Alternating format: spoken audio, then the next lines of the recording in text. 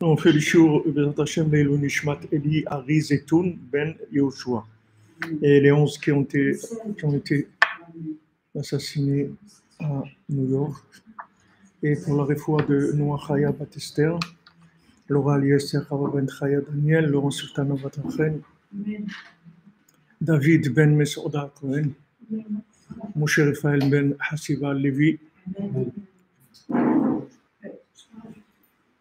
Yosef Ben Simcha, Issachar Ben Simcha, Léa Bat Simcha, Meir Ben Esther, Shimon Ben Esther, Shimon Ben Esther, que je me dans le prochain. Tous les malades, Ben Hashem, se rappellent Kadosh Vano. Alors, on avance notre Torah 52. On est arrivé sur. C'est-à-dire, on a parlé de la clé de cette Torah principalement. C'est d'arriver à Chaim Nitzriyim, c'est-à-dire la vie éternelle. Comment éterniser notre passage sur terre, comment arriver à faire passer le maximum de notre énergie, de notre temps de l'autre côté, de manière à éterniser notre passage sur terre. C'est ça le but de cet enseignement. Comment on fait pour éterniser notre passage sur terre? Donc, pour devenir en fait éternel, comme par exemple Eliyahu Hanavi qui est monté dans le ciel avec son corps, avec tout. Il n'a pas besoin d'être enterré, c'est-à-dire qu'il est arrivé à ce que normalement on serait arrivé par Matan Torah. C'est ce qui s'est passé à Matan Torah, il n'y avait plus la mort. Et comme je vous le dis plusieurs fois, quand Rabbi Nachman est venu dans le monde aussi, c'est la même chose. Si les gens n'avaient pas été contre Rabbi Nachman, la mort elle aurait disparu du monde. Rabbi Nachman, quand il est venu, qu'il a enseigné le côté moral, ça aurait fait disparaître la mort complètement du monde. Bien sûr, la maladie, tout, on serait passé directement dans la vie éternelle sans avoir besoin de passer par l'étape de la mort et résurrection des morts. Mais il n'y a pas eu la émouna, il n'y a pas eu la foi, il y a eu même des disputes, il y a eu beaucoup d'opposants. Ces opposants, c'est eux qui ont traîné tout ce qu'il y a eu comme difficulté dans l'âme d'Israël, que ce soit la continuité de la maladie, de la mort, de toute la pauvreté, de tout, la Shoah, tout ça, c'est venu de cette opposition-là à Rabbi Nachman, puisque Rabbi Nachman il est venu en tant que Shlemut Nishmat Moshe Rabbeinu, c'est-à-dire c'est l'âme de Moshe Rabbeinu qui est venue, mais de façon complète, de manière à pouvoir réparer l'humanité. Donc maintenant, notre but, c'est de nous inclure dans l'infini par la méthode que Rabbi Nachman nous donne. C'est le bitoul à Hachem, la soumission à Hachem, la soumission de nous-mêmes et de tout ce qui nous concerne dans notre vie, de soumettre à Hachem. Comment on arrive au bitoul? Par l'aïdvodedut, c'est-à-dire par le fait qu'on va s'isoler, qu'on va s'isoler et qu'on va discuter avec Hachem. Ça va nous permettre de nous soumettre à l'infini, c'est-à-dire plutôt soumettre, pas soumettre, parce que c'est une petite connotation un petit peu, genre un peu esclave comme ça, pas soumettre, mais pas soumettre, oui, soumettre, pas ou s'inclure, si vous voulez, que ça soit un petit peu moins, s'inclure dans l'infini. Comment inclure notre vie dans l'infini, comme je vous ai dit hier, que toute la consommation, toutes les ta'avot, tous les désirs, les plaisirs de ce monde, en fait, ils viennent de la peur de la mort. C'est-à-dire que les gens, ils ont peur de mourir, c'est-à-dire que ça se termine. Alors, comme ils ont peur que ça se termine, il y a une espèce d'accélération, de boulimie comme ça. Ils avaient montré, je crois, une pub il y a quelques mois, des yaourts, des choses comme ça, dans un supermarché où il y avait une publicité, il y avait comme une promotion, que ces yaourts, ils n'étaient pas chers. Et vous voyez, les gens, ils venaient, ils achetaient par centaines, ils se disputaient pour remplir. Voilà, voilà, ils se disputaient, c'est horrible de voir ça, de voir que c'est même pas conscient, parce que c'est pas vraiment une économie qu'ils vont faire, ou c'est un instinct voilà, et c'est pas cher, il y a beaucoup, il faut remplir un maximum. Bon, cette image-là, c'est l'image de la consommation qui vient en fait de la conscience de la mort, mais mal gérée, c'est-à-dire que les gens ils pensent que ça va se terminer. Alors il y a une accélération comme ça de la consommation.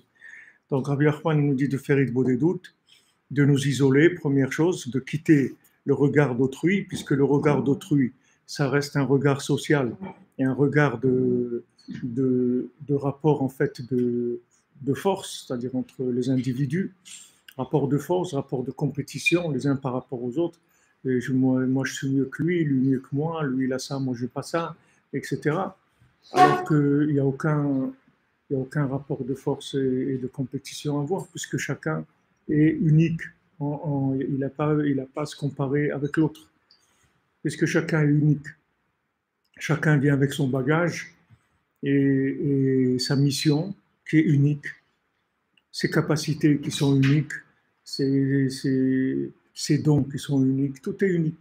L'ADN est unique, les empreintes digitales sont uniques, la pupille de l'œil est unique. Chacun, il voit que, en fait, il est unique. Alors ça, c'est ce qu'on veut arriver dans la Hitbod des doutes. On veut s'inclure dans Echad, et en s'incluant dans Echad, on va voir qu'on est Meyuchad, c'est-à-dire que Meyuchad, ça veut dire en hébreu unique, c'est-à-dire un, Meyuchad. Donc je ne vais pas rentrer en compétition avec mon voisin, ni avec mon beau-père, ni avec ma belle-mère, ni avec ma belle-sœur, ni avec le collègue de travail, ni avec mon frère, parce qu'on est unique. Chacun est unique. Donc il n'y a pas du tout un rapport de compétition. Et même si on a le même métier, plusieurs personnes ont le même métier, chacun il a sa façon de faire les choses qui est complètement différente de l'autre. Alors l'esprit de compétition, c'est un esprit qui témoigne d'une conscience de la mort qui est mal gérée, en fait. Pourquoi il y a de la compétition? Parce qu'il faut arriver le premier. Pourquoi il faut arriver le premier? Parce que ça va se terminer. Donc il faut arriver le premier. Mais celui qui va pas, qui sait qu'il va arriver quand il doit arriver, lui, il va courir derrière personne. Il va faire ce qu'il a à faire, c'est tout. Il ne peut pas courir. J'ai dit à Jacob, il ne peut pas courir parce qu'il vit dans son contexte. Il a des femmes, il a des enfants, il a un troupeau. Donc il a une vitesse de croisière qui est la sienne. Il ne peut pas se comparer avec les autres, sinon ça va pas, il va y avoir des problèmes. Alors cet esprit-là de compétition, il vient en fait de croire que on est comme des photocopies les uns des autres, c'est-à-dire on est les uns comme les autres. Et donc, il faut arriver le premier. Il faut arriver le premier pour réussir. Et si je n'arrive pas le premier, je ne vais pas réussir. Ça, c'est la conscience de Esav. Esav, il a très très peur de la mort. Donc, il a besoin de s'enrichir, il a besoin de manger, il a besoin de profiter. Toutes ces choses-là, c'est la mauvaise interprétation de la mort qui vient du fait qu'il n'y a pas d'inclusion dans Echad. Il n'y a pas d'inclusion dans Echad, c'est-à-dire il n'y a pas d'inclusion dans l'éternité. S'il y a inclusion dans l'éternité, il y a une tranquillité il y a on est paisible, tranquille. Je me souviens, ma mère, elle est à Shalom quand il y avait en Israël la guerre, je sais pas si c'est la guerre du Golfe, je crois, je sais pas, une guerre comme ça, je crois, une guerre du Golfe. Alors elle m'avait appelé, elle m'a dit parle avec ton père et tout, parce qu'ils ont distribué des masques, ils ont distribué des masques, il faut aller chercher les masques et tout. Et mon père, il va pas chercher les masques. C'était pas un homme qui allait aller chercher un masque. C'est pas du tout le genre. Lui, il était tranquille à l'intérieur de lui-même. Il n'avait jamais ces choses-là, la guerre, les trucs. Il avait sa vie, c'est tout. Il a pas... Même quand il est mort, il avait 94 ans. Là. Maintenant, il me demandait, il me disait, mon fils, laisse-moi tranquille à la maison. Je vais mourir tranquille. Bon, Hachem, j'ai vécu, j'ai fait, laisse-moi tranquille. Mais on ne pouvait pas, c'est-à-dire, à pied à la fin, tu es obligé de l'emmener à l'hôpital et d'essayer de le soigner pour qu'il vive plus, etc. Et bon, ça le dérangeait, je dis, je suis désolé et tout, mais il m'a dit, bon, fais ce que tu veux, c'est tout. Mais moi, tu me laisses à la maison, tranquille, c'est tout, j'ai pas de... Ce que je vais vivre, mais ça y est, j'ai pas envie d'aller qui vont me tripoter des tuyaux, des trucs. Pas besoin de tout ça. Hein. C'est une autre mentalité. C'est des gens qui vivaient dans une autre façon de voir les choses. Et pas cette angoisse-là, comme ça, de il faut tout, il faut ça, il faut qu'est-ce qu'on va faire si on n'a pas ça, si on n'a pas ça, si on n'a pas l'autre. Cette angoisse-là, elle vient de la mauvaise conscience de la mort que Esav nous communique, qui est en fait une conscience horrible que l'homme il va se terminer et il va plus exister. Et c'est complètement faux. Parce que l'homme, il est voué à être éternel. Ça, c'est sa nature. Seulement, pour être éternel, il faut qu'il s'inclue dans Echad. Donc, pour arriver à s'inclure dans Echad, à ce bitoul-là, de cette inclusion, il faut commencer à faire Idbo des doutes, c'est-à-dire s'isoler et commencer à parler avec Dieu. Cette discussion avec Dieu, c'est elle qui va permettre de s'inclure dans notre racine, comme dit ici Rabbi Nachman, jusqu'à qu'il arrive à complètement annuler tout le côté matériel qui est en lui, ou l'ikalel beshorcho, s'inclure dans sa racine. Alors, Rabbi Nachman dit, maintenant, la hitbodedut, elle se fait principalement la nuit. Pourquoi?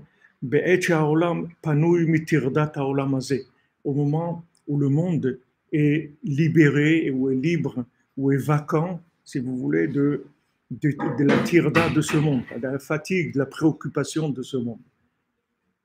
Si vous ne pouvez pas prétendre être tranquille, libre, si vous êtes au milieu de gens qui sont en train de courir, des gens qui courent, même si vous, dans votre tête, vous dites ils courent pour rien, ils vont nulle part, etc. Mais ça va vous influencer, vous allez vous mettre à courir aussi. Si vous avez une foule qui court, alors vous allez aussi commencer à courir, même si vous ne savez pas pourquoi vous courez. Ça influence. On est influencé par le comportement d'autrui. Donc la première chose, c'est qu'on doit sortir de cette influence-là. Et ça ne suffit pas de s'isoler dans le temps, c'est-à-dire sortir dans le temps de la course, mais il faut sortir dans l'espace aussi, aller dans un endroit où on ne court pas. On trouve un moment où les gens ne courent pas.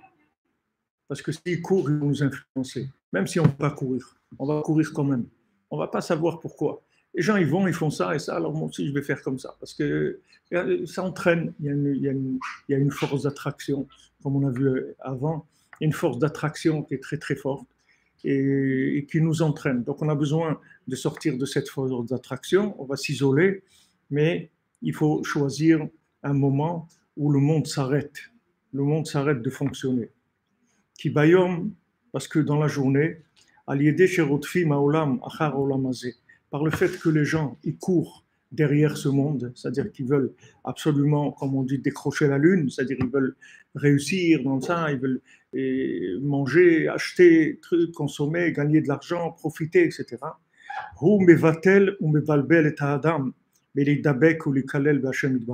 C'est quelque chose qui entraîne un bitoul, c'est-à-dire une ici, Batel, ça vient hein? Ici, ça vient plutôt de, comme on dit, quelqu'un qui est Batel. C'est-à-dire, Batel Mimelarto. C'est-à-dire, il ne travaille pas, il ne fait rien. C'est-à-dire, c'est la chambre, comme on dit, Batlan, un Batlan. C'est quelqu'un qui ne fait rien, qui est oisif. Oisif. C'est-à-dire, ça donne comme une. On dit oisif, hein, quelqu'un qui ne fait rien. Ouais, oisif. Quelqu'un, ça donne une certaine oisiveté par rapport au fait de s'inclure dans Hachem. Oisif, c'est-à-dire quelqu'un qui ne fait rien. Et il est troublé aussi. C'est-à-dire que même si quelqu'un il essaye, il y a quelqu'un qui ne va pas du tout essayer. C'est-à-dire qu'il ne va pas du tout essayer d'être midabek, de s'attacher et de s'inclure dans Hachem. Ça ne l'intéresse pas. Pourquoi? Parce que tous les gens courent, alors ça ne l'intéresse pas et lui aussi il court. Mais il y a celui qui dit non, ce n'est pas ça qu'il faut faire. Il faut s'inclure dans Hachem, il ne faut pas courir comme tout le monde. Donc lui, il a décidé de faire ça, de s'inclure dans Hachem.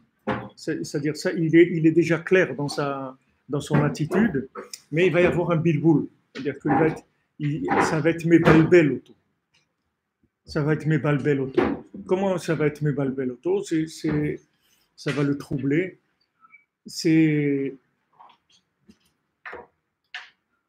Comment comprendre cette. Si vous voulez, il y a deux niveaux de mensonge. Il y a le mensonge où on vous vend quelque chose qui est faux. D'accord? On va vous vendre une vie qui est fausse. On va dire voilà, tu sais pourquoi tu es venu ici? Pour réussir. Voilà, tu as des exemples. Tu as M. Trump, tu as M. Microsoft, tu as ça, Johnny Hallyday. Voilà, c'est ça. Aznavour, voilà, tu dois arriver à ça. Ça, c'est le top. Si tu arrives à ça, ça veut dire que tu as réussi. Voilà, je me voyais déjà en haut de l'affiche. Si on t'a écrit ton nom en gros comme ça veut dire voilà le top. Tu ne peux pas arriver plus que ça. Ok. Alors on travaille, on va, on fait pour arriver à ça. Donc, ça c'est du mensonge premier niveau. Ok. Maintenant il y a quelqu'un il sait que c'est pas ça. Il dit non, non, non, c'est pas ça. Bon, ok. Alors c'est quoi? Ben voilà, il faut avoir un idéal, et il faut chercher quelque chose de spécial, qu'est-ce qui est toi-même, sois toi-même, etc. Fais ce que tu as à faire sur Terre. Tu peux devenir médecin sans frontières, ou tu peux faire de la recherche pour aider les gens à guérir, ou tu peux apaiser la douleur dans le monde, tu peux créer une association qui va empêcher les gens de se disputer, ou tu vas faire quelque chose comme ça. Alors ça, c'est déjà des choses c'est un peu intéressant. Alors ce qu'on va essayer dans la deuxième étape, c'est le bilboul. C'est-à-dire, il y a le bitoul, c'est-à-dire qu'en marche, on l'amène, on le fait travailler dans quelque chose qui n'est pas du tout la chose, c'est du mensonge. Ou bien il y a le bilboul. Le bilboul, ça veut dire on va juste changer, c'est-à-dire lui donner une mauvaise interprétation de l'idéal. On va lui présenter un idéal, mais qui n'est pas un vrai idéal. Alors lui, si vous voulez, dans sa recherche de l'idéal, il va être tranquillisé parce que ça y est, c'est un idéal. Mais en fait, c'est pas son idéal à lui. C'est pas son idéal. Comme il a fait Napoléon. Napoléon, il a dit voilà, vous voulez la religion et tout, il n'y a pas de problème. Mais il faut que ça soit reconnu par l'État. Il faut que ça soit l'État qui décide. C'est-à-dire, il faut que ça soit rattaché à l'État. La religion avec l'État, pas la religion indépendante, non. Religion avec l'État. Bon, a priori, ça n'a pas ce que ça dérange. Au contraire, on peut avoir des subventions, des trucs. C'est bien. On peut donner un terrain pour construire une synagogue. Pourquoi pas? Mais en fait, après, ça va donner une façon de voir les choses qui va changer. Parce qu'en général, le président de la synagogue, c'est pas tellement quelqu'un qui a un idéal et qui a un grand religieux. Et le rabbin, il a peur du président. Alors les cartes sont un petit peu faussées, c'est-à-dire que celui qui doit prendre les décisions, le rabbin un jour il doit dire bon, il faut arrêter, on ne peut pas faire Le dimanche, au lieu de faire un dimanche de repas chinois ou un truc, il faut trouver autre chose à faire. C'est pas ça qu'il est. On va faire de la cuisine chinoise le dimanche et tout. Et le président a dit, mais attends, mais les gens, il faut les attirer avec quelque chose et tout. Bon, mais c'est lui, c'est le président qui va avoir le dernier mot. C'est pas le rabbin. C'est-à-dire, il y a tout apparemment, il y a tout pour que ça marche. Mais c'est juste un petit peu les clashs, vous savez, comme les gens qui vous mettent les cartes comme ça, et vous dites, où est la carte, toujours vous allez vous tromper, parce que tellement vite, vous êtes sûr que c'est celle-là et c'est pas celle-là. Alors il y a comme ça une récupération, si vous voulez, de l'idéal. Et petit à petit, la personne, elle dévie jusqu'à que l'idéal, il ne reste plus rien, c'est-à-dire de l'idéal. Au début, il y avait de l'idéal, c'était vrai, et après, les choses, elles ont dévié comme tous les idéalistes qu'il y a dans le monde. Les gens les grands idéalistes en général, ils n'ont pas fait beaucoup, ils n'ont pas fait long feu dans ce monde. Les gens qui ont vécu longtemps, en général, à un moment, ils ont lâché leur idéal parce que sinon, ils n'auraient pas pu continuer. S'ils étaient restés avec leur idéal, ils n'auraient pas pu continuer. Donc, il y a un moment où l'idéal il se fait récupérer. Chacun, il vit ça. Chacun, il a quelque chose d'unique en lui qui est en fait son point qui est éternel, c'est-à-dire ce point-là, il ne va jamais être détruit. Et ce point-là, c'est lui qui va lui servir de connexion avec l'infini. D'accord. Maintenant, ce point-là, soit on va lui essayer au début de le tromper complètement, c'est-à-dire de lui proposer un autre métier, d'utiliser sa force pour autre chose, c'est complètement mensongère, ou bien on va lui dire non, non, tu as quelque chose de bien et tout, mais voilà, tu devrais le mettre là-dedans ou faire ça avec, etc. Et donc il va se faire récupérer, ce qu'on appelle la récupération de l'idéal. C'est-à-dire la plupart des gens qui sont des artistes ou même des politiciens, ou aujourd'hui il y a des élections en Israël, des mairies. Alors en Israël, ils disent une blague, ils disent avant les élections, il y a des affiches partout. C'est-à-dire avant les élections, les murs, ils parlent aux gens parce qu'on met des affiches. On dit, voilà. Et après les élections, les gens, ils parlent aux murs. C'est au début, c'est on va faire, on va faire, on va faire. Et après, quand ils sont élus, ils font rien. Il dit alors maintenant, vous aviez dit ça et ça. Alors maintenant, c'est pas pareil. Qu'est-ce qu'il y a eu? Les gens, les gens, ils savent pas dans la vie que des fois, on veut quelque chose et, on, et, et Hachem ne nous le donne pas. Des fois, on est en colère. Des fois, des gens ils disent, et voilà, j'ai prié, j'ai demandé et tout, et on m'a pas donné ça. On m'a pas donné. Voilà, j'ai prié, j'attends ça, j'attends telle chose. Je voulais des choses qui sont un idéal, le mariage, ou une réussite professionnelle, ou même monter en Israël. Et les gens, on leur donne pas et ils comprennent pas parce qu'ils disent, mais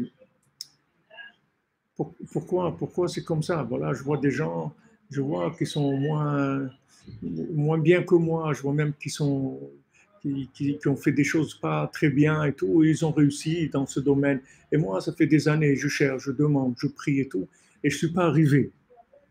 En fait, il y a des, il y a- la réussite, si vous voulez, la réussite, c'est pas, il faut pas regarder la réussite de la chose au niveau primaire. Il faut regarder la réussite. Est-ce que maintenant cette réussite-là, elle va continuer jusqu'au bout? C'est ça qu'il faut regarder.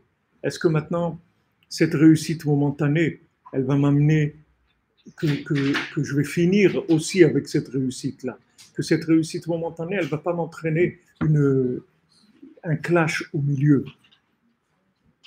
Une fois, je revenais du Cotel dans l'autobus et là, monsieur, je ne sais pas s'il m'a entendu parler au téléphone ou qu'il a vu que je parlais français. Il m'a dit, alors on a parlé, il m'a dit, alors il était malheureux, le pauvre. Il m'a dit, vous savez, regardez, moi, je suis venu en Israël pour mes enfants parce que je voulais les protéger de l'assimilation, des choses et tout. Il venait de la région parisienne.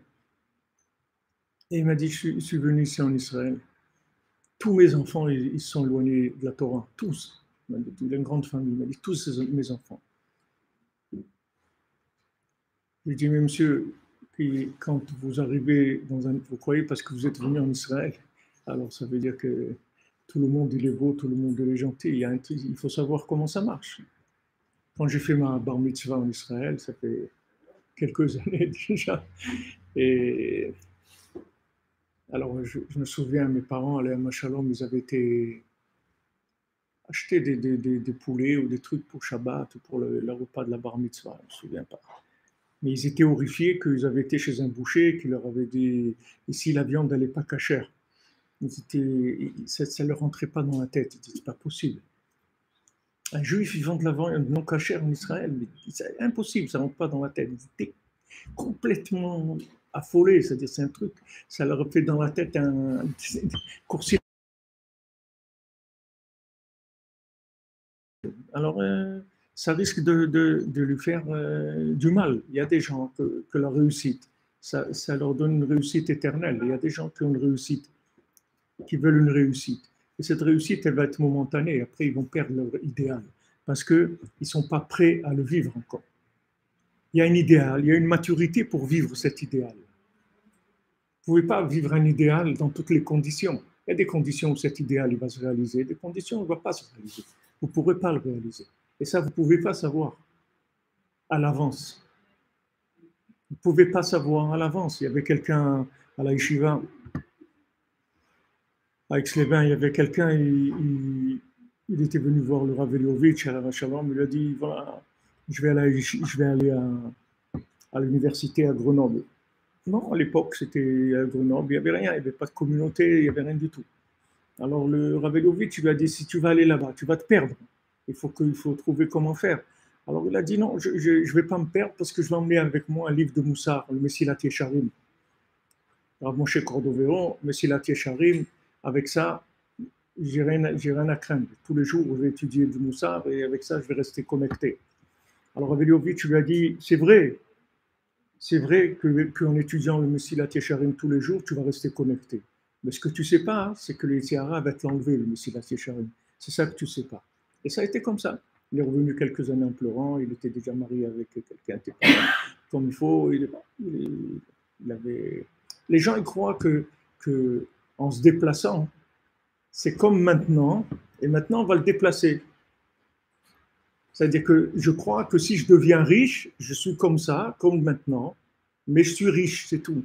C'est quelque chose qu'on a ajouté, comme si vous ajoutez comme on dit, une option. Voilà, dans la voiture, vous mettez je sais pas, un rétroviseur en couleur, par exemple. Ouais, c'est rien, vous achetez ça, vous le mettez dessus. La voiture, ça reste une voiture. Non, quelqu'un qui devient riche, il devient une autre personne, complètement.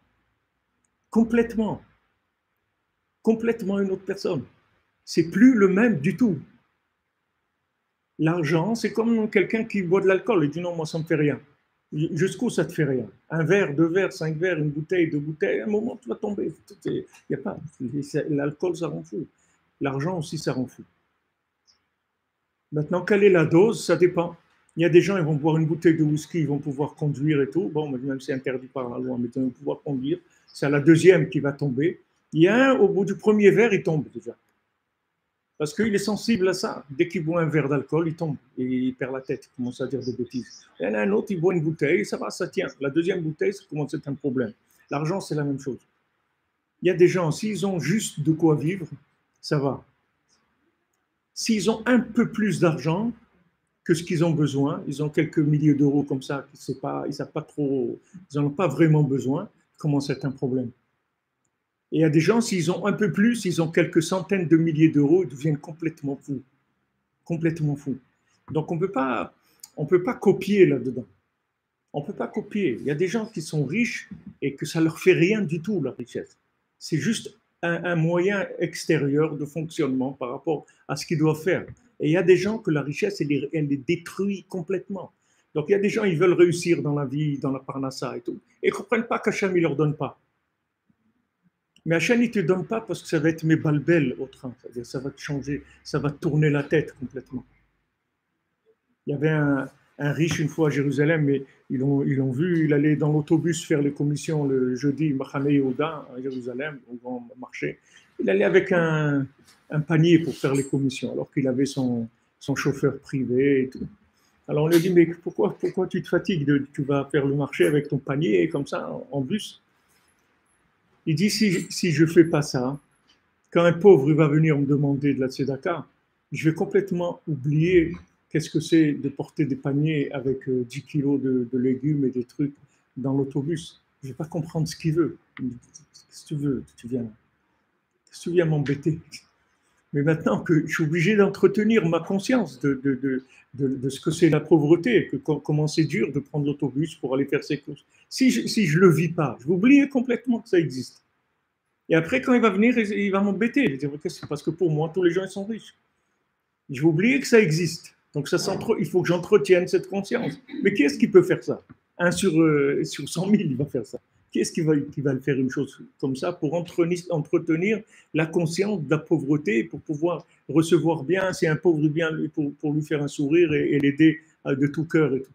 Très difficile, très difficile. Alors ça, c'est dans tous les domaines. Je donne l'exemple de l'argent parce que c'est quelque chose que tout le monde a déjà vu, comment la plupart des artistes et des chanteurs et tout sont mariés au moins 2, 3 fois ou 4 fois dans leur vie. C'est normal parce que la richesse, ça fait perdre la tête et les valeurs. Mais il n'y a pas que la richesse, c'est la réussite dans tous les domaines qui s'appelle par rapport à moi une réussite qui est au-dessus de mes capacités d'intégration de cette chose-là. Ça peut être n'importe quoi. Il il va étudier la Torah, ça va le réussir. Quelqu'un, il va étudier, ça va le rendre fou. Alors, qu'est-ce qu'il faut faire? Et c'est écrit qu'il faut étudier la Torah. Mais la Torah, il y a un côté qui donne la vie, il y a un côté qui donne la samavet, il y a un côté dans la Torah qui tue les gens. Comment la Torah, ça peut tuer les gens? Bien sûr, ça peut tuer les gens.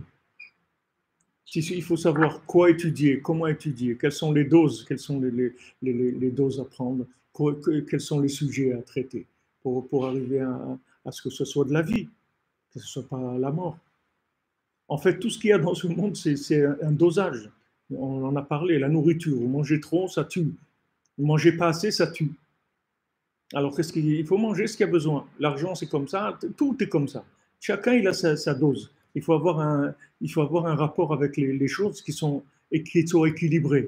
Donc, même dans l'Aïdbo des doutes, que quelqu'un maintenant, il va venir avec une bonne intention, puisqu'il vient déjà, il a décidé de faire Aïdbo des doutes, il va parler avec Dieu pour s'inclure dans Dieu, pour avoir une discussion avec lui sur tout ce qu'il vit. Là aussi, il va y avoir, le Sahara va essayer d'être mébalbel la personne, c'est-à-dire de lui troubler l'esprit. Je vous donne un exemple. Il y avait deux rabbinim qui étaient des rabbinim Breslev, qui étaient à l'époque à Ouman, de grands rabbinim, tous les deux des grands tzadikim. Et ils avaient une séance toutes les semaines ensemble, où ils répondaient aux questions de tous les Breslev qu'il y avait dans le monde, qui leur écrivaient, etc. Surtout en Pologne, il y avait beaucoup de Bresleviens. Le mouvement Breslev en Pologne, il a pris beaucoup d'ampleur, mais ils avaient besoin de savoir comment ça fonctionne. C'est-à-dire qu'ils avaient besoin d'avoir des notions de gens qui avaient connu Rabbi Nathan, etc. Donc ils écrivaient à ces deux personnes-là. Elle est venue une fois par semaine, elle répondait avec des courriers à chacun. Maintenant, à un moment, ces deux personnes-là, elles sont disputées, et chacun, il a fait son truc, et ils ont écrit aux gens, ils disent, voilà, maintenant, vous choisissez, si vous écrivez à lui, ou vous écrivez à lui, ou vous écrivez à moi, mais on ne va plus vous répondre ensemble. Alors, il y a un troisième rab de Breslev, il dit, ces deux rabbinim-là, c'est les deux, c'est des tzadikim. Les deux, ils font des doutes tous les jours. Donc, les deux, normalement, ils doivent connaître la vérité, ils doivent laisser la place pour l'autre, ils doivent être... Comment ça se fait que maintenant, ils font des doutes tous les jours, ils se disputent? Comment ça se fait que la personne, elle vient faire Idbo des doutes et après la Idbo des doutes, il arrive à se disputer avec quelqu'un et dire non, moi je te parle plus, c'est-à-dire toi tu fais ta vie, moi je fais la mienne, on ne va plus être ensemble. Comment ils arrivent à ça? Alors il a répondu, il a dit, parce que quand il vient faire Idbo des doutes, il démarre déjà avec, avec la certitude qu'il a raison sur sa façon de voir les choses. Donc déjà, quand il parle avec Hachem, il parle déjà, on ne discute pas sur le fond de la chose, si j'ai raison ou tort. Maintenant, je demande à Hachem de m'aider à faire ce que j'ai à faire, ça et ça et ça. Mais il y a une étape avant. Peut-être que je me trompe complètement. Ça, il n'y avait pas dans le Ritboïdou. Parce que s'il se disait peut-être je me trompe complètement, il n'y aurait jamais un problème avec l'autre. Si dans votre foyer, vous vous dites peut-être que je me trompe complètement, jamais vous allez vous disputer avec votre conjoint. Jamais. Pourquoi vous disputez? Parce que vous êtes sûr que vous avez raison. Vous dites, mais attends, quelque chose comme ça ne se fait pas. On ne fait pas ça. Pourquoi ça? Pourquoi si? Pourquoi? Parce que vous venez déjà avec des vérités établies déjà. Ces vérités établies, on veut enlever ça dans Hitboedut.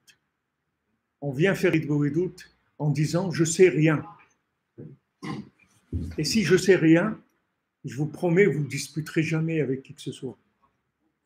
Parce que quand vous vous disputez, ça veut dire que vous avez raison et l'autre, il a tort.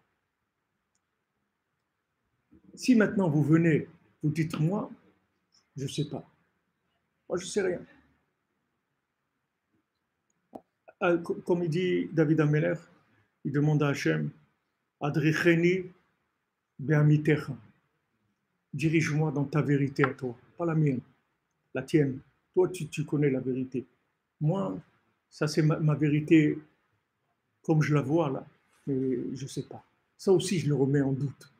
Et si maintenant je remets en doute ma façon de voir les choses, alors je deviens tolérant, pas de problème. Alors il y a des gens qui se marient, ils se disputent. Il y a des gens, ils en ont marre de se disputer. Alors ils vivent en voisinage. Ils disent, on va pas se disputer tout le temps, il y a des enfants et tout. Bon, alors fais ce que tu as envie de faire, moi je fais ce qu'on ne va pas se prendre la tête tout le temps. Ok, alors voilà, chacun il fait ce qu'il veut, c'est tout. Et il y a des gens qui ne se marient pas. Ils n'arrivent pas à se marier. Parce que pourquoi? Ils sont pleins d'eux-mêmes. Il n'y a pas de place pour un autre. Il s'est habitué qu'une moitié, il a interprété comme étant quelque chose de complet. Comment il va compléter là? Il va compléter. Il a une demi-voiture et lui, il croit que c'est une trottinette ou une bicyclette. Donc, il n'a pas de problème. Il roule avec la trottinette, c'est tout. Et ce n'est pas qu'une voiture, c'est une deuxième partie et qu'on roule avec 4 roues. Lui, on roule avec 2 roues, c'est habitué comme ça. Attends, ça y est, c'est sa vie. Il n'y a pas de place pour quelqu'un. Il n'y a pas de place. Et il y a moins en moins de place, je vous dis avec mon expérience. C'est un truc qui me rend fou, mais c'est comme ça. Malheureusement, je le vérifie tout le temps. Plus les gens ils attendent pour se marier, plus ils sont exigeants quand ils veulent se marier. Quelqu'un il veut acheter une voiture, il voit que ça fait 10 ans, il n'est pas arrivé à acheter la dernière Mercedes, ok? Alors achète la dernière Renault, ou je ne sais pas quoi. Ça coûte moins cher, ça a moins de trucs et tout. Mais ça va, au moins tu as une voiture, tu vas faire quelque chose. Non, chaque jour qui passe devient plus exigeant. C'est normal parce qu'il y a moins de place. Il y a moins de place. Il prend toute la place. Normalement, c'est un besoin de se marier. C'est un besoin. La Torah, elle demande de se marier à l'âge de 18 ans. D'accord? Maximum 20 ans. Pourquoi la Torah, elle demande de se marier à 18 ans? Parce que normalement, à 18 ans, une personne, elle doit prendre conscience qu'il lui manque quelque chose dans sa vie. Maintenant, si elle ne prend pas conscience de ça, il faut l'aider, il faut l'aider. Tu sais, alors si elle fait confiance, elle va se marier. Mais si la personne, elle pense que ça va, tout va bien pour elle, elle va faire sa vie, elle dit non, non, je ne vais pas me mettre là-dedans, maintenant je dois faire des études. Une fois qu'elle a fini les études, après, il faut avoir un poste de travail. Après, il faut réussir un peu dans les affaires avant de commencer parce qu'après, il y a des enfants, des trucs et tout. Et voilà, il attend.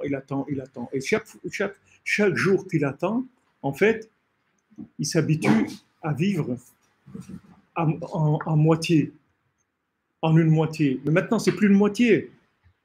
Parce qu'il s'est tellement habitué à vivre seul que c'est plus une moitié. Et après, quand il se marie, Il n'arrive même pas à supporter l'autre parce qu'il a pris toute la place. Il s'est habitué à vivre comme ça. Il s'est habitué à vivre en moitié. Et c'est plus une moitié, c'est un. Il est devenu un, il n'est plus une demi. S'il était un demi, il n'y a plus de problème. Il n'y a plus de problème. Il serait très heureux de se marier. Alors ça aussi, c'est une des raisons que pour laquelle dans nos sociétés, maintenant, les gens ils ont tellement de difficultés à se marier. Parce que la société, elle vous présente une demi-personne comme étant Adam Shalem, une personne complète. Alors que non, une personne seule, elle est incomplète. Elle est incomplète. Maintenant, si vous voyez un handicapé, qui n'a pas de jambes, vous voyez quelqu'un qui a un problème, oui. Donc, vous n'allez pas imaginer que cette personne-là, elle va pouvoir tout faire. Il n'a pas de jambes, d'accord? Il est cul-de-jatte, il n'a pas de jambes. Alors, qu'est-ce qu'il peut faire? Il peut utiliser ses mains, il peut travailler, je ne sais pas, au téléphone, dans un truc, il peut faire des choses manuelles, il a beaucoup de choses qu'il peut faire. Mais il ne peut pas tout faire, parce qu'il n'a pas de jambes. Mais quelqu'un qui est marié, c'est la même chose. Qui n'est pas marié, c'est la même chose. Mais seulement la société, elle présente des handicapés comme étant des gens normaux. Alors les gens sont bien. Puisque, comme il dit, comme il y a plein de gens, donc il n'y a pas de problème. À Tel Aviv, il y a 80% des gens qui vivent à Tel Aviv, ils ne sont pas mariés. 80%. Hein? En France aussi, c'est comme ça. Quand ceux qui sont avec des gars, ils ne sont pas mariés d'après la Torah, les célibataires et divorcés, il y a 80. D'où ça vient, ça? D'où ça vient? D'où ça vient de ne pas avoir besoin? C'est-à-dire, non seulement ils n'ont pas besoin, mais les gens, ils ont peur. Les gens, ils ont peur. Il dit maintenant, voilà, je rentre le soir, j'ai ma baguette, mon truc, j'ai fait mon omelette, mon truc. Que je vais prendre quelqu'un qui va m'embêter. Qu'est-ce que je vais prendre quelqu'un qui va m'embêter?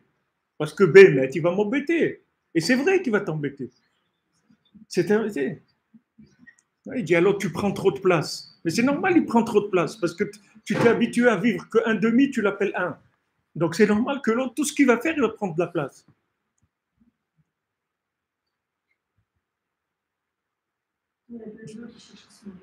Pardon?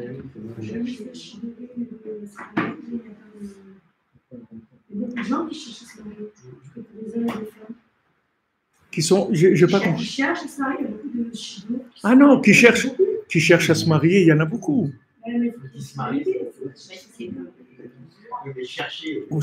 savez, Vous savez, le Rav Besançon, il nous racontait une blague, il nous disait, il y a une femme, elle avait un mari très très dur. Et bon, son mari, il est décédé. Donc elle allait une fois par mois au cimetière pour pleurer sur la tombe de son mari. Alors un jour, elle pleurait, elle disait, ah, tu m'as abandonné, chérie, et tout, tu m'as laissé et tout. Alors elle entend une voix, elle lui dit, bon, si c'est comme ça, je reviens. Elle dit, non, non, non, surtout pas. Surtout pas. Il y a des gens, ils veulent se marier. Parce qu'il faut vouloir se marier. Mais est-ce qu'ils veulent se marier? Est-ce que quelqu'un il est capable de donner sa vie? Parce que si vous attendez, c'est votre vie entière que vous donnez. Ce n'est pas la moitié. C'est toute votre vie entière. Ce n'est pas la moitié. Si vous avez 18 ans, vous donnez la moitié. Mais si vous avez 35 ans, vous donnez toute votre vie. C'est-à-dire vous allez vous marier avec quelqu'un qui va vous bouleverser complètement votre vie entière. Il ne va pas vous laisser la moitié, même pas le quart, rien. Parce que vous n'avez jamais été habitué à vivre en kit. Il y a une grande partie, il y a ce que vous décrivez, il y a d'autres situations. Moi, j'ai grandi en banlieue. À 17 ans, je voulais me marier. Je ne voulais pas faire d'études d'affaires pour échapper au YTA et me marier devant la chaîne. Voilà, je voulais avoir des enfants et tout. Après, pour trouver un travail avec Shabbat et les fêtes, même un petit travail, ça a été très difficile. Pour avoir un chidour, il n'y avait rien du tout. En banlieue, au machin, c'est pas pris en compte. Donc, il y a ça aussi, qui est une réalité qu'on veut, et qu'on veut vraiment, mais aussi un contexte qui pourrait favoriser, pas laisser les gens dans les potes. Si vous allez dans un pays où il n'y a que des hommes ou que des femmes, alors peut-être vous n'allez pas pouvoir vous marier, mais à votre âge, allez à la mairie, Regardez quand vous aviez 17 ans, allez à la mairie vérifier combien il y a de gens qui sont mariés. Il n'y a pas des mariages, il y a Baruch Hashem tout le temps. Il y a tout le temps des gens avec qui se marier. Il y a pas, c'est pas ça le problème. Tous les gens ils pleurent d'un côté comme de l'autre. Les garçons ou les filles veulent se marier et vous disent ouais, pourquoi ils n'arrivent pas à se rencontrer? Là, il y a le Facebook aujourd'hui, il y a tout ce que les moyens de. Pourquoi ils n'arrivent pas? Parce que il n'y a pas de place dans l'individu. Parce que là, Esav, il développe l'égoïsme. L'égoïsme, c'est-à-dire que la personne. Pour beaucoup d'autres cas, c'est qu'il n'y a pas. D'abord, il n'y a pas des cours comme vous faites, c'est-à-dire qu'ils vont motiver les gens. Ça aussi, c'est un travail à faire auprès des gens. Et puis après, il n'y a pas les chidours. Il y a ou les chidours ou les cours. Mais les deux en même temps, il n'y a pas. Donc ça pose un. Il faudrait à la fois des cours comme vous faites pour motiver les gens, mais à la fois des chidours. Parce que l'un sans l'autre, ça marche. Mais vous savez combien de gens, on présente combien de gens, ils ne veulent pas. Ils ne veulent pas baisser le standard. Il va rester seul, c'est tout. Mais il a un plan dans sa tête. Je vous dis personnellement, on était à la yeshiva, on était un groupe d'amis à la yeshiva, on avait à peu près tous le même âge. Ok. Ce groupe d'amis, bon, tous on s'est mariés. Maintenant, dans ce groupe, il y avait deux sortes d'individus. Il y avait des gens qui avaient dans leur tête à quoi elles devaient ressembler leur femme. Il y avait des gens, ils n'avaient rien dans la tête. Ils disent, comme Dieu, ceux qui n'avaient rien dans leur tête, Baruch Hashem, ils sont mariés, jusqu'à aujourd'hui, ils sont mariés, ils ont des enfants, des petits-enfants, ça a roulé. Ceux qui avaient l'image dans la tête de ce qu'elle devait être leur femme, et ils n'ont pas voulu prendre la femme qu'on proposait, ils disent non, moi, c'est une femme, ça doit être ça et ça et ça, sinon je ne veux pas. Ah non, ça je ne peux pas. Qu'est-ce que je veux dire tu ne peux pas? Qu'est-ce que je veux dire tu ne peux pas? Ah non, moi si c'est comme ça, moi je ne peux pas. Qu'est-ce que je veux dire tu ne peux pas? Non, moi il faut ça et ça. Ces gens-là, ceux qui ont donné si vous voulez, les exigences, ils ont eu selon leurs exigences. Leur vie, ça a été une catastrophe. Si vous laissez Hachem choisir pour vous, il va vous donner ce qu'il vous faut exactement, parce que vous ne savez même pas ce qu'il vous faut. Mais si vous choisissez vous, avec vos critères, l'addition, elle coûte très cher. L'addition, elle coûte très très cher. Tu veux choisir ce que tu veux, ok, ça va te coûter très cher. Tu dis à Hachem, voilà, Bitoul, tu viens, tu demandes à Hachem, voilà, moi, je ne sais rien. D'accord. Mais si maintenant tu viens comme quelqu'un qui sait, moi, je sais exactement mon partenaire, à quoi il doit ressembler. Ok? C'est-à-dire, on a commencé avec ça. Donc, où est le bitoul? Où est la soumission? Non, sur le principe du mariage, je suis d'accord. Mais moi, il me faut quelqu'un comme ça, comme ça, comme ça, comme ça. Et la liste, chaque jour que la personne elle vit, elle ouvre les yeux plus. Il y a plus d'images qui rentrent. Donc, elle se rend compte de choses. Donc, elle ajoute sur la liste. Comme si vous allez au supermarché, vous commencez le pain et truc, et après ça finit avec la brosse pour le parquet, la brosse à dents et la brosse à aussi, et la truc à ça, et vas-y, la liste elle s'allonge. Maintenant, les gens ils attendent, ils ne savent pas qu'en attendant, ils s'autodétruisent par leur connaissance, qu'ils n'arrivent plus à lâcher la connaissance. Ils n'arrivent plus à lâcher des exigences. Et c'est pour ça qu'ils ne se marient pas, c'est tout.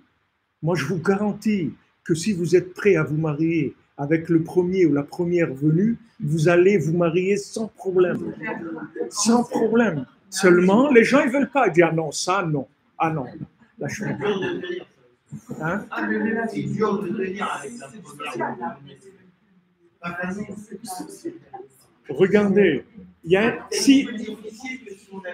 Non, pas du tout, pas du tout. Parce que, regardez, si maintenant le premier venu ou la première venue, d'abord, c'est pas vous qui décidez, puisque vous avez prié. Donc vous avez lâché le volant, ok? Vous êtes mis sur Google Drive là. Vous asseyez dans la voiture, vous lisez votre journal, ok? Maintenant la voiture elle va comme ça. C'est Google qui conduit, vous comprenez? Maintenant vous avez prié, vous êtes remis entre les mains d'Hachem. Vous dites Hachem, regarde, moi choisir mon conjoint, incapable. Je suis pas capable. Je te dis la vérité, je peux pas. Donc tu choisis pour moi, c'est tout. Ok. Maintenant on vous présente quelqu'un. Vous vouliez une femme qui mesure 1,85 m, qui soit maigre et qui soit riche et tout. Maintenant, elle mesure 1,65 m, elle pèse 140 kilos et elle est comme ci et comme ça. OK. Et dire, mais c'est pas ça. Je pensais pas. OK, mais si c'est Hachem qui envoie, c'est comme ça. Alors il va aller, il va faire. Maintenant, cette personne-là, cet effort qu'il a fait au départ pour accepter ce qu'il y a, comme c'est, il a mis ses critères à lui de côté. Donc, il a accepté ça. Ça, c'est la base de la réussite de son mariage pour toute la vie. Parce que chaque fois qu'il y a un problème, il va revenir à ça. Parce qu'il s'est habitué à vivre, à choisir, c'est-à-dire à ne pas choisir, à prendre ce qu'il y a. Du moment où il a pris ce qu'il y a, toute sa vie, il va prendre ce qu'il y a. C'est-à-dire que le jour où son conjoint, il va avoir un truc qui ne correspond pas à la logique du moment, il va pouvoir l'accepter. Pourquoi? Parce que depuis le départ, il a vécu comme ça. Son point de départ, c'était comme ça. Tandis que celui qui s'est habitué à construire sur des critères, le jour où ça sort des critères, il ne peut plus. Non, ça, je ne peux pas. Ça, je ne peux pas accepter. Impossible. Ça, je ne peux pas. Pourquoi il ne peut pas accepter? Parce qu'il a démarré avec un investissement minimum. Comprenez? Il n'a pas pris crédit total. Il a fait un investissement minimum. Il a dit, j'ai mis 30% ou 40%, je ne peux pas. J'ai départ. Maintenant, je ne peux pas. Je ne peux pas laisser tomber. Mais celui qui est crédit total, il n'a pas de souci. C'est comme ça maintenant. C'est tout. Qu'est-ce qu'il va faire? Qu'est-ce qu'il peut faire? Il ne peut rien faire du tout. Il y avait le Rabbi Akiva Eger, il raconte, c'était un grand monsieur, un grand tzaddik, et il raconte, il dit que lui il était très moche. Mamache très moche, c'était un très bon bachour, un jeune, mais il était vraiment horrible, c'est-à-dire vraiment très moche. Donc on lui a présenté sa future épouse. Alors quand elle a vu, bon, c'était une fille très bien et tout, elle me dit ça, je peux pas, c'est-à-dire c'est insupportable, je peux pas, je suis désolé, je peux pas. Ok, tu peux pas. Donc ils ont présenté tout ça. Bon, après la fille a dit je veux pas. Alors après le Rabbi Akiva hier il demande, on lui dit voilà la fille elle veut pas, voilà c'est. Alors qu'est-ce qui la dérange et tout, il dit non, physique et tout c'est insupportable, elle ne peut pas. Alors il dit est-ce que vous pouvez lui demander, je vais lui parler 5 minutes. 5 minutes. Alors on dit voilà jeune fille, il veut juste vous parler 5 minutes. Il dit d'accord. Alors elle parle avec lui, il lui dit regarde, moi, avant de venir dans ce monde, toi tu devais être moche et moi je devais être beau. Okay. Mais moi j'ai eu de la peine pour toi. J'ai dit non, je préfère prendre moi la laideur parce qu'une femme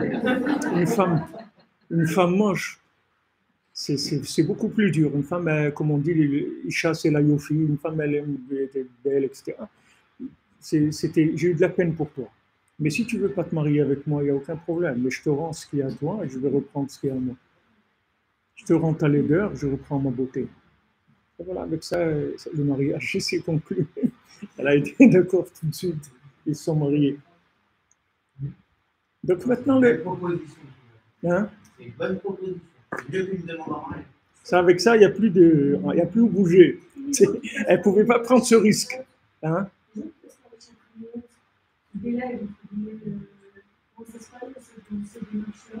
Dans le Chatraniot, alors, c'est un... Ok. L'enquête, il peut y avoir une enquête, il peut y avoir tout ce que vous voulez, mais il y a un point de décision que c'est Hachem, c'est tout. C'est comme si vous allez chez le médecin. Rabbi Nathan, il dit, même quelqu'un qui va chez le médecin, il peut guérir aussi. Comme ça, il dit Rabbi Nathan. Vous comprenez? C'est-à-dire même quelqu'un qui passe par une chatranite, il peut quand même trouver quelqu'un de bien. Parce qu'Hachem, il a aussi la chatranite dans ses mains. C'est-à-dire il peut l'embrouiller aussi pour faire quelque chose de bien. Il n'y a pas de problème. C'est-à-dire tout dépend de votre prière. Et la prière, ça va loin, parce que c'est même le zivou, quand on dit bat ploni les ploni, c'est-à-dire qu'Hachem il décide À la naissance, déjà, Hachem, il donne à chacun son zivou. Il dit, voilà, cette fille, elle est pour ce garçon. Donc maintenant, normalement, tout le monde doit se marier, il ne doit pas avoir de problème. C'est-à-dire qu'il n'y a pas... Il y a pas, alors il y a écrit dans la halakha, dans les halakhot de Tisha B'Av, que pendant les 9 jours de Tisha B'Av, on a le droit de se fiancer. Pourquoi? Parce que chez Mayak Dimenu Acher, de peur que quelqu'un d'autre il va le devancer. Alors, mais comment c'est possible de le devancer? Puisque maintenant, Hachem il dit Bat ploni les ploni. Alors, c'est écrit dans le Shulchan Aruch, le Mishnah Berurah, il dit Al Yedei Rachamim, par la prière. Par la prière, quelqu'un il peut prendre la femme ou le mari qui était destiné à quelqu'un d'autre. Parce qu'avec sa prière, il est monté dans un niveau de mérite qui est au-dessus de l'autre. Et l'autre, il n'a rien fait. Et on lui a volé son truc. Après, il va prendre quelqu'un d'autre. Et après, ça fait des bilboulim comme ça dans le monde. Alors, ce Acher-là, il a eu par les Rachamim. Vous avez ça, l'exemple dans la Torah. Vous avez Léa. Léa, c'était la femme de Esav. C'est le zivouk de Esav. Léa, elle était faite pour se marier avec Esav. Elle ne s'est pas mariée avec Esav. Pourquoi? Parce qu'elle a pleuré. Elle a pleuré. Au lieu d'avoir Esav, elle a eu Yaakov. Et Esav, il est resté sans rien. Il a eu des femmes, c'était pas sa femme. C'est pas sa femme. C'est-à-dire, elle l'a jamais aidé à faire tchouva, à être mieux, à s'améliorer. Elle n'a jamais eu sa femme à lui. C'est sûr que s'il avait eu Léa, il aurait été mieux que ce qu'il a été. Ça, c'est sûr. Mais elle voulait pas. Elle voulait pas. Donc, elle a pleuré jusqu'à qu'elle a eu Yaakov. Bien que Yaakov, il a jamais vraiment aimé Léa. C'est écrit. C'était sa femme, c'était Rachel. C'est pas... Il n'a jamais vraiment aimé Léa, c'est-à-dire qu'il a accepté avec la Emouna et tout, mais il n'a jamais vraiment aimé. Mais sauf, la plupart des tribus, des Shvatim, c'est Léa qui lui a donné, c'est pas Rachel. C'est vrai que Rachel a eu Yosef, elle a eu Keneget, tous les Shvatim, mais sauf le nombre des Shvatim, c'est Léa qui a eu le plus. Et normalement, Léa, elle était destinée à Esav. Et si Léa, elle avait été la femme de Esav, le monde, il aurait été réparé complètement. Si Esav, il avait fait un petit peu de son côté, il avait avancé un tout petit peu. Alors ça aussi, vous comprenez, il y a quelqu'un, il veut se marier et tout. Mais maintenant, sa femme, elle ne veut pas de lui. Elle ne veut pas de lui. Sans qu'il se parle, c'est-à-dire son âme, elle ne veut pas. Elle voit dans les cas, quelqu'un il a une voiture, la moitié d'une voiture neuve, et on lui propose l'autre moitié, c'est un truc qui vient de la ferraille. Vous comprenez, tout, et il ne veut pas. Il préfère rester avec une moitié, c'est tout. Et qu'est-ce qu'il veut faire avec cette personne? Alors il ne veut pas. La personne, elle ne veut pas, elle n'est pas intéressée. Sans qu'ils se parlent, sans qu'ils se connaissent, sans qu'ils se rencontrent. La personne, elle se ferme sur cette chose-là.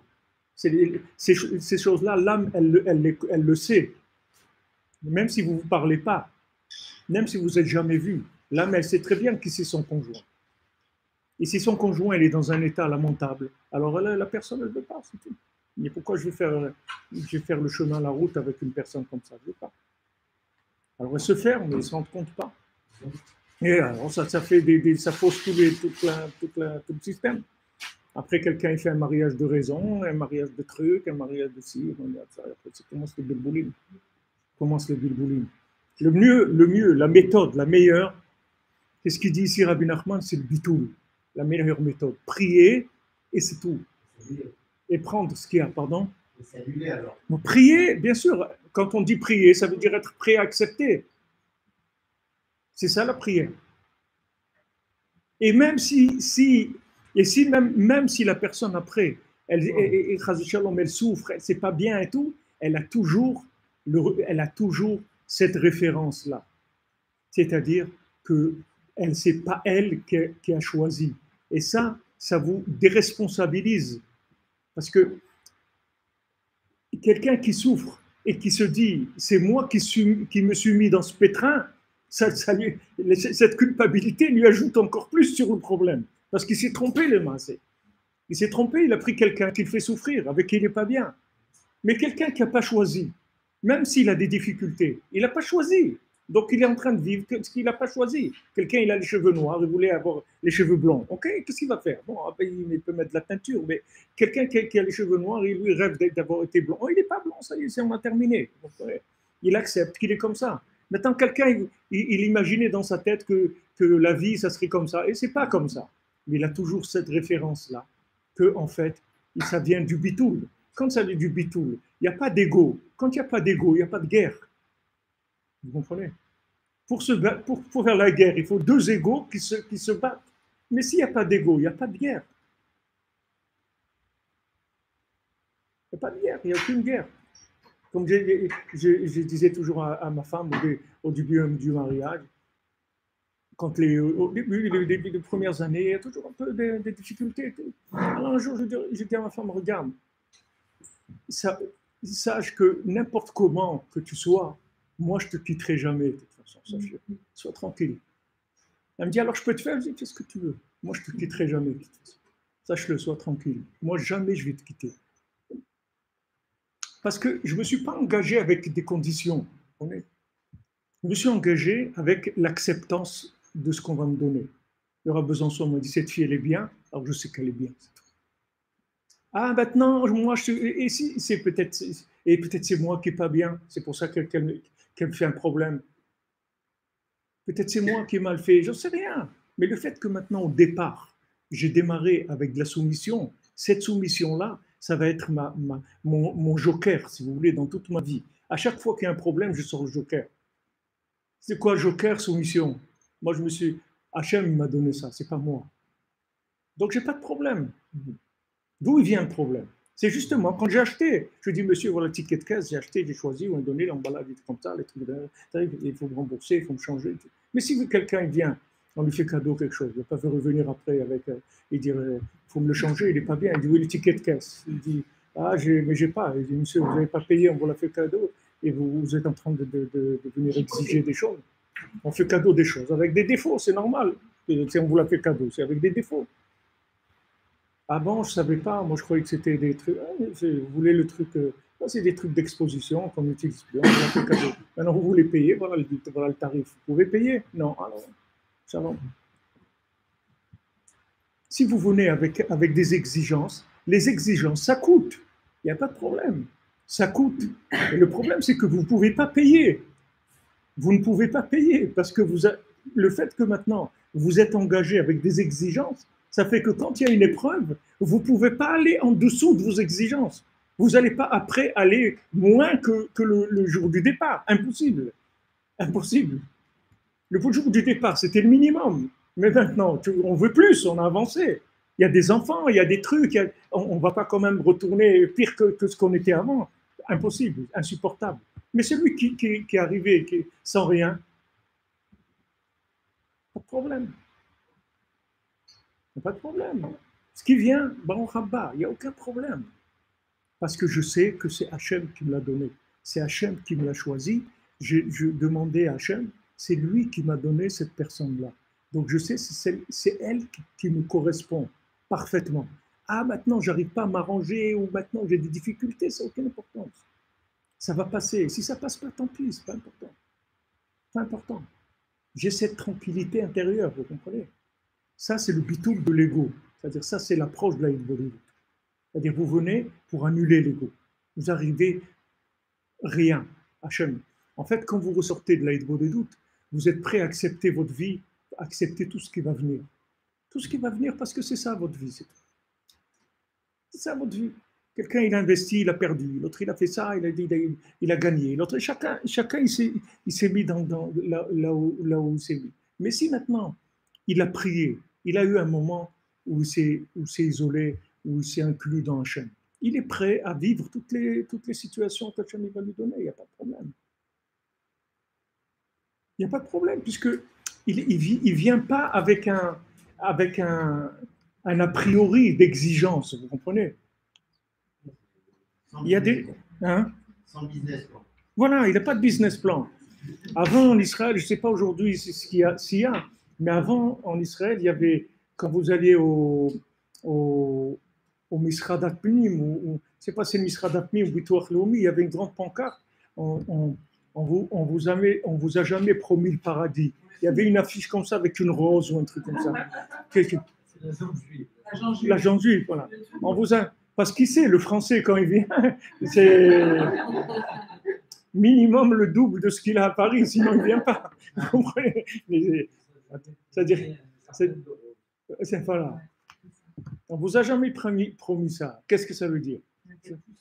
Parce qu'il y a des gens, quand ils viennent en Israël, dans leur tête, Israël, si vous voulez, c'est la vie au second prix, c'est-à-dire c'est la vie de bas, c'est plus bas. C'est comme on dit soukbet en Israël. C'est des trucs soldés, c'est la vie soldée, c'est pas la vraie vie. La vraie vie, c'est Paris, la Tour Eiffel, les Arcs de Triomphe, tout ça. Maintenant, je suis d'accord d'aller au Chouk Machane Yehuda, un truc et tout, mais il faut quand même considérer de ce que il faut que vous me donniez au moins une compensation et tout, parce qu'il est complètement à l'envers dans sa tête. Si maintenant il sait que quand il va en Israël, il monte de niveau dans une vie beaucoup plus importante, il ne va pas souffrir du tout. Ça, je l'explique toujours aux gens en Israël. Je dis c'est dur, mais c'est normal que c'est dur. Mais c'est normal que c'est dur. Si ça serait facile, mais ça veut dire que vous n'avez rien fait. Si vous venez dans un hôtel Hilton, vous allez payer une nuit 500 €, d'accord, ou 1000 €. Et si vous allez dans une auberge de jeunesse, vous allez payer 20 €. Il dit c'est cher, mais c'est normal, c'est cher. Tu es dans 5 étoiles, c'est tout à fait normal. Maintenant, tu viens en Israël. Si tu es conscient de ce que tu as acheté, alors c'est cher. La vie en Israël, ça demande. Il dit ouais, mais c'est dur. Si tu viens pour vivre comme tu vis en France, mais c'est pas la peine, parce que c'est sûr, ça vaut la peine. Tu as acheté le même article, tu l'as payé 10 fois plus cher. Ça ne vaut pas la peine. C'est la même chose. Pourquoi tu vas le payer plus cher? Il n'y a pas de raison. Mais si tu es conscient que maintenant tu vas évoluer, que comme il dit le Chesed de Avraham Azoulay, hier soir j'ai parlé de lui, et après j'ai vu que c'est aujourd'hui celle-là, il l'a du Chesed de Avraham Azoulay, le grand-père du Chida. Le grand-père du Chida, il dit quand tu viens habiter en Israël, le premier soir, on te change ta neshama. On te donne neshama 5 étoiles. C'est pas la même neshama. Et quand tu sors, tu la laisses à la consigne de l'aéroport. Tu ne la prends pas avec toi. Tu la laisses là-bas à Ben Gurion, tu ne sors pas avec. Parce qu'elle ne peut pas sortir d'Eretz Israël. C'est comme une neshama shabbatique. C'est la même chose. C'est comme la neshama yetera de Shabbat, c'est la même chose. Mais dans la semaine, les Shabbat, ça monte encore beaucoup. Celui qui vient pour ça, il n'y a pas de problème, il paye. Il n'a aucun problème. Il paye, vous comprenez? Si vous êtes conscient que vous avez besoin de vous marier, si vous êtes conscient que vous avez besoin d'avoir des enfants, besoin d'Eretz Israël, besoin de la Torah, mais vous êtes prêt à payer. Parce que c'est quelque chose qui va vous faire réussir votre vie. Vous allez avancer, vous allez être boosté. Mais si vous n'êtes pas conscient de ce que c'est, vous ne pouvez pas payer. Impossible. Impossible de payer. Vous ne trouverez pas les efforts, la force de supporter ça.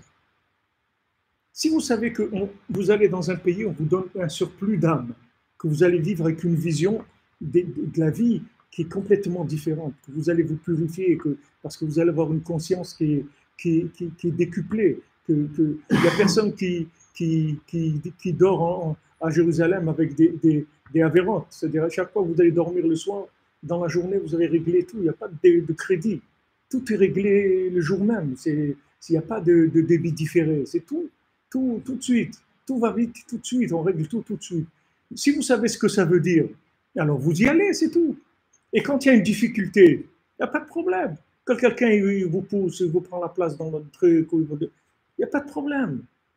Je ne suis pas là pour toi, je ne suis pas là pour oui, monsieur, madame, s'il vous plaît, allez-y, non, je vous en prie, truc.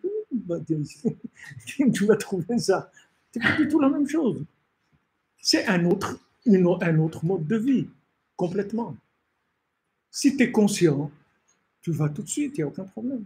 C'est dur, je sais très bien que c'est dur. Mais Hachem, il a dit, c'est un pays où il coule le lait et le miel. C'est l'endroit le meilleur au monde. C'est le pays le plus beau du monde. 9 parts de grâce il y a sur Jérusalem par rapport au monde. Tu prends toute la beauté du monde avec la Suisse et tout ce que tu veux. C'est 1/10 de la beauté qu'il y a dans le monde. Jérusalem, elle a 9 parts de beauté. Ah, tu ne vois pas? Ben, il n'y a pas que ça que tu ne vois pas. Le jour où tu auras les lunettes qu'il faut, tu verras. Si Hachem veut te montrer, tu verras. Mais si tu n'es pas conscient de ça, Tu ne peux pas payer, c'est trop dur. Là, le mariage, c'est la même chose. Si tu sais ce que ça veut dire te marier, tu baisses tes exigences. Jusqu'où je baisse, zéro. Zéro exigence. Je n'ai pas d'exigence. Il n'y en a aucune. Est-ce que vous avez des exigences? Aucune. Viennent d'où ces exigences? Hein? D'où elles viennent toutes ces exigences? Des exigences, elles viennent de Esav. Elles viennent de la société dans laquelle on vit. Parce que comme cette société-là, elle vit sur du court terme, c'est normal qu'il y a des exigences. Parce que c'est du court terme, ça va se terminer.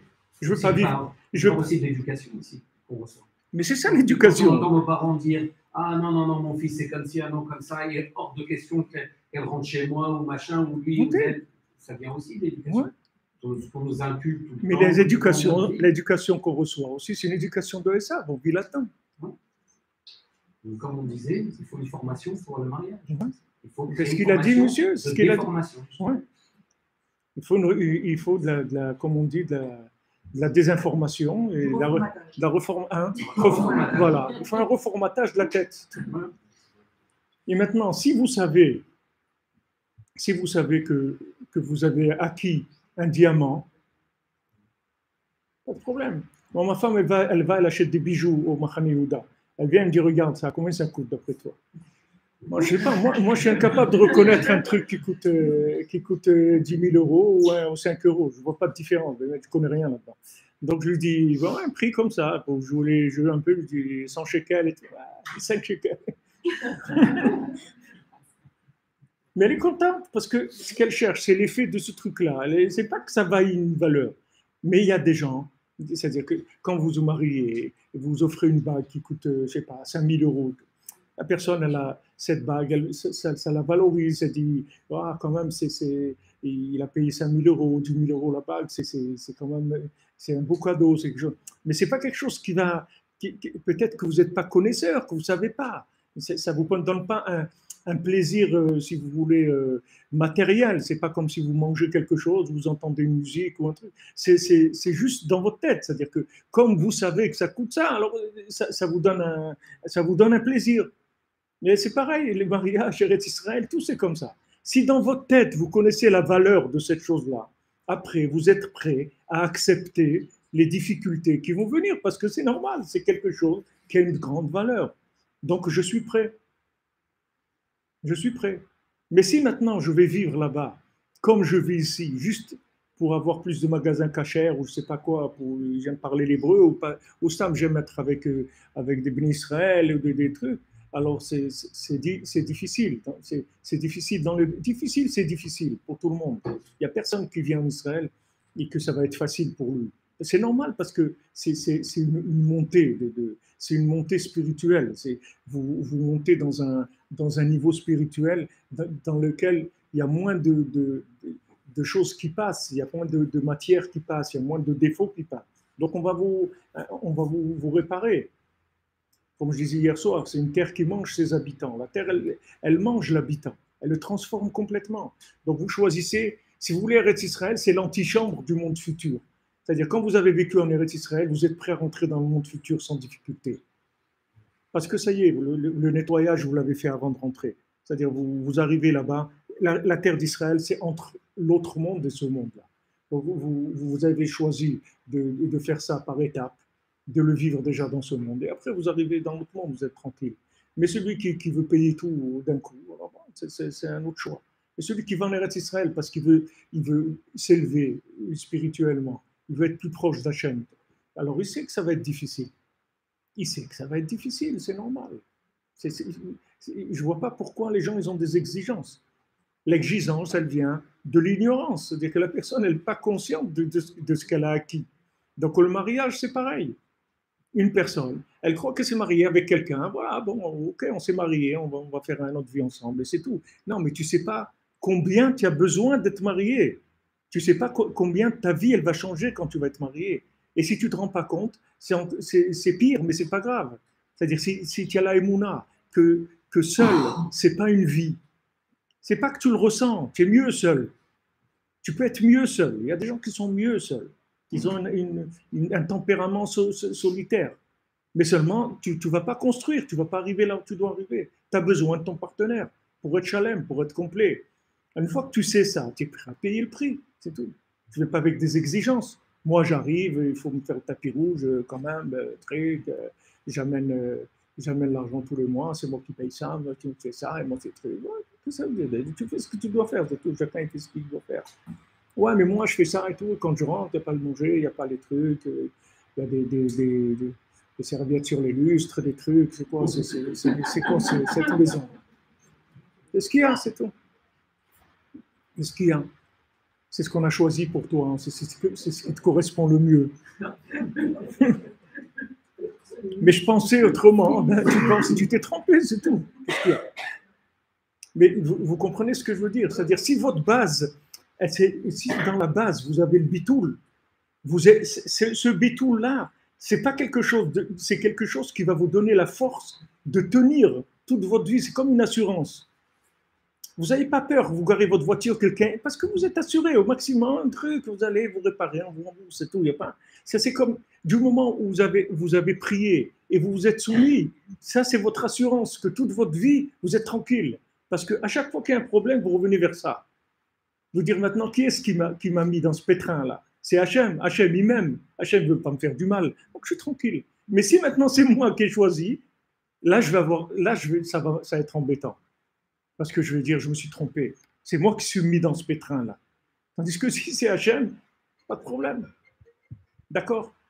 Dur, pas dur, si c'est super, merci mon Dieu. Comme on dit, le ciel est bleu, merci mon Dieu. Le ciel est gris, mon Dieu, merci. C'est tout. Il n'y a pas de problème. Bezrat Hashem, Be'atzlacha, bonne journée, de bonnes nouvelles, Bezrat Hashem. Bravo Be'atzlacha, que Be'emet Hashem il envoie. Le zivou gagoun à chacun, et que le bonheur, que chacun construise dans le bonheur, et n'ayez pas peur du mariage, n'ayez pas peur.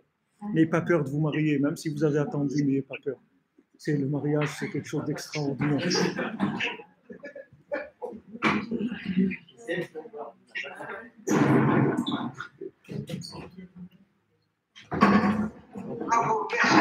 Alors, élisez-nous. Bezrat Hashem. Stéphane aussi, Stéphane de Poitiers, de Nathalia. Est-ce qu'on peut forcer quand même? On peut forcer. On se connaît de Ouman. Est-ce qu'on peut forcer? C'est-à-dire se forcer. Non, est-ce qu'on peut forcer la chose? Elle ne veut pas. Elle baisse nos exigences. J'aimais pas les blondes, on m'a présenté une blonde. Mais vraiment.